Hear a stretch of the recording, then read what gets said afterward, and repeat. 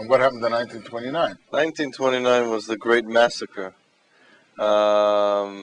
Again, people would like to believe or try to make other people believe that all the problems that we have today in the Middle East are because the settlements that were created in Judea and Samaria, you took away the land from the Palestinians. Yeah, what some people call the occupied territories. But we have to remind everyone, in 1929 there were no settlements of after 67. So our question to people that bring up that, idea is, what bothered the Arabs in Hevron in 1929? So in 1929 there was a very small Jewish population, 1,500 people living as a minority amongst hundreds of thousands of Arabs. They had no national claims at the time. No Jew was walking around and with Israeli flags, because there were no Israeli flags. It was 1929, many years before the state was created. And what happened was that in one day, this was an example of a community that lived in coexistence and peacefully with their Arab neighbors. There was a lot of business connections. There was a lot of different, just relationships. And actually the Jewish leadership in Hebron were warned before the massacre that this is going to happen, that something is going to happen. There's going to be demonstrations, there's going to be riots. Why? I guess you could ask the same question about the Holocaust, about other things that Jews went through. The official reason to what happened, but I'll get to that in a moment. You see, the Jews were warned that this is going to happen by other groups from Jerusalem, came into Chevron, told them, listen, we have information that this is going to happen. They did not believe it. They said, this cannot happen. This can't be that our same neighbors They've lived there for hundreds of years. That's right, and this will happen. And the official reason of why these riots broke out, and these riots, there weren't just demonstrations where you'd see people throwing stones. Talking about women, and there's pictures to prove it, went from house to house, all the Jewish homes.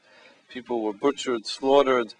We're not talking about a terrorist attack where some lone terrorist guns down a crowd. We're talking about a mob that had knives, had hatchets, and went through house to house and just killed every person that was there. 67 so you mean Jews that in when one they day. chopped the head of, what's his name, Berg in Iraq was not the first time that Arabs have chopped the heads of Jews? No, I'll tell you, if you come to Hebron and you visit the museum, and I think we were there, they tried, if I already dropped the coin, that's a sign to that's put a in the mitzvah. pushka. A mitzvah of charity in the merit of Hebron. Right. In the museum in Hebron, they tried, the people that set up the exhibition tried very hard to put the least graphic and horrific pictures, and still they're very, very hard to see. Just the pictures of Jews, 67 Jews were killed, hundreds more wounded, the ones that were wounded. Soldiers and settlers? No, I'm talking about men, women, and children. Some of them babies, some of them old men. I must interject the flip, let's give the positive spin. Only recently you had a dedication of a Sefer Torah. Oh, okay. And one of the people who filled in the letter was a tell famous you, poster child. That's true. 1929, a few days after the massacre, there was a famous picture in all the Jewish papers at the time. The picture was of a baby that had a bandage on his head. His name was Shlomo Slonim. The Arabs left him for dead. Right. They left him because the only reason that he was still alive is because the bodies of his parents and his family fell on top of him, and he was found alive.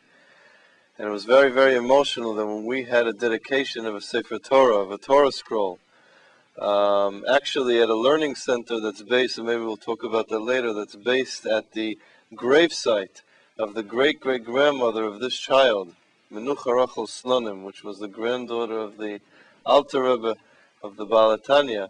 So this same baby that in 1929 was saved, the only one that was saved from his family. That's right. So this same baby came back 75 years later and wrote a letter in the Sefer Torah. In Chevron. And it was hard to stay not in tears at that event. And he turned to us and he told us that this is his revenge. You know, not a revenge of blood, a revenge of Jewish tradition, a revenge of Torah, of proving to the terrorists at that time and the terrorists today, which, you know, are the same, that we're here to stay, that our family was not expelled, was not killed, because we're continuing on and on. And that's really the story in Hebron today. What a funny way of revenge. Yes. Only Jews are capable of such revenge. That's true. Such atrocious revenge. He wrote a letter in the Torah proving that the Torah is really our claim to Chevron and nobody's going to take away. Not the Torah from us or Chevron. Dispelling some of the fallacies about Chevron. How the settlers have invaded a country, a city that doesn't belong to them, and stole property from innocent people.